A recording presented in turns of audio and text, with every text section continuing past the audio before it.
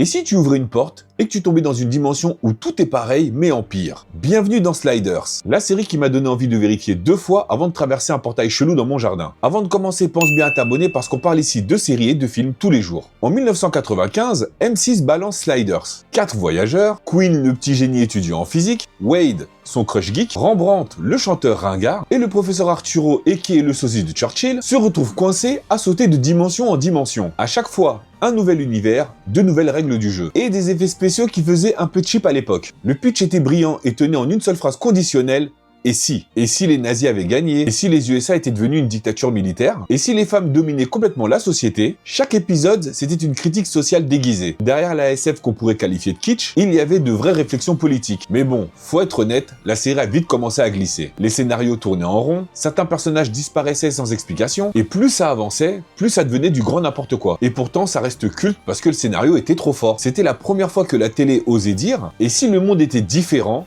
Mais pas forcément mieux. Mine de rien, ça a ouvert la voie à d'autres séries SF. On peut parler de Fringe ou de Rick et Morty. En vrai, Sliders, c'était du Rick et Morty. Bon, sans les blagues et sans le budget. Et si t'avais un vortex dans ton salon, mon Geekama, t'irais visiter quel monde parallèle? Balance-moi tes délires dans les commentaires. Je vais pas être original, mais à titre perso, je prendrai un univers où la paix existe réellement.